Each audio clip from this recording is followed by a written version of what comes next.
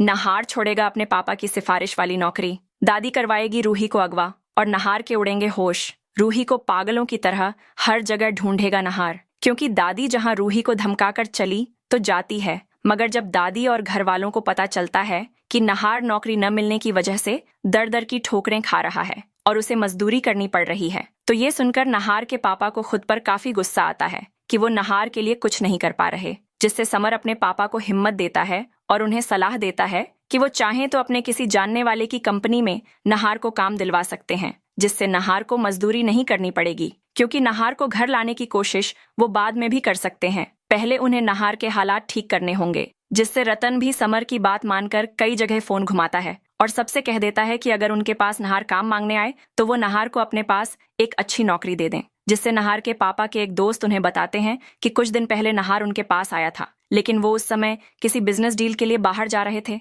इसलिए नहार से नहीं मिल पाए। जिसके बाद रतन अपने दोस्त से विनती करता है कि वो नहार को फोन करके अपने पास काम दे दें, जिससे नहार के पापा के दोस्त उनकी बात मान लेते हैं। तो वहीं जब रूही को ये बात पता चलती है कि नहार पैसे कमाने के लिए मजदूरी करने गया था, तो वो नहार से साफ साफ कह देती है कि नहार कल से मजदूरी के काम पर नहीं जाएगा, बल्कि अपने लिए कहीं नौकरी ढूंढेगा, क्योंकि अब रूही को एक दुकान पर काम मिल चुका है। इसीलिए नहार को घर के खर्च की टेंशन लेने की जरूरत नहीं। जिससे रूही की जिद के आगे नहार को रूही की बात माननी पड़ती है। मगर तभी इतने में नहार को नहार के पापा के दोस्त का फोन आता है और वो नहार से कहते हैं कि उनके पास नहार के लिए एक पोस्ट खाली है, इसलिए नहार चाहे तो उनकी कंपनी ज्वाइन कर सकता है। जिसे सुनकर नहार को काफी खुशी होती है और वो कह देता है कि वो अगले दिन से ही जॉब पर आ जाएगा, जहां फिलहाल नहार को पता नहीं होता कि रतन की वजह से उसे नौकरी मिल रही है। जिससे वो अपनी नौकरी को लेकर काफी खुश होता है। इसलिए अगले दिन वो नौकरी करने के लिए वहां पहुंच जाता है, जहां सब कुछ तो ठीक चल रहा होता है और नहार के पापा के दोस्त नहार को उसका काम भी समझा देते हैं।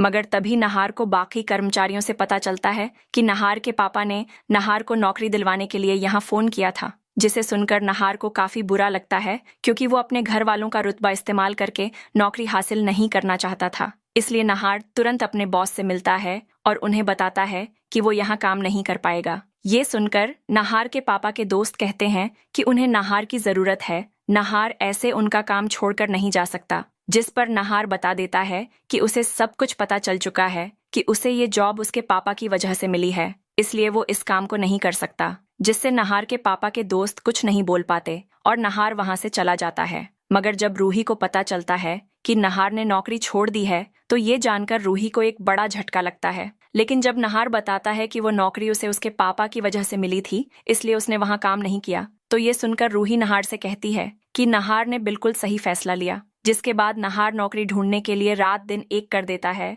जगह जगह इंटरव्यू देता है और आखिरकार एक जगह नहार को काम मिल जाता है। मगर जब दादी को ये सब पता चलता है कि नहार को काम मिल गया है, तो दादी की घबराहट और भी बढ़ जाती है, ये सोचकर कि जब नहार मजदूरी कर रहा था तो उसने उस समय घर वापस आने का फैसला नहीं लिया, इसलिए अब तो नहार को अच्छी जगह नौकरी मिल गई है, जिससे अब वो किसी भी हाल में घर वापस नहीं आएगा। और फिर दादी रूही और नहार को अलग करने की ठान लेती है, जिसके लिए दादी रूही को अगवा करवाने का प्लान बनाती है, ताकि रूही के लिए नहार घर वालों से मदद मांगने के लिए मजबूर हो जाए। इसलिए एक दिन जब नहार काम से घर लौटता है तो उसे रूही घर में कहीं नहीं मिलती, जिससे नहार के पैरों तले जमीन खिसक जाती है। मगर तभी नहार को एहसास होता है कि रूही किसी बड़े खतरे में पड़ चुकी है, जिससे नहार देरी न करते हुए रूही को ढूंढने निकल पड़ता है। इसीलिए अगर आप भी चाहते हैं कि नहार रूही को बचाकर दादी को उसकी इस करतूत के लिए कड़ी से कड़ी सजा दिलवाए, तो वीडियो को लाइक करने के बाद कमेंट्स में अपनी राय देना न भूलें।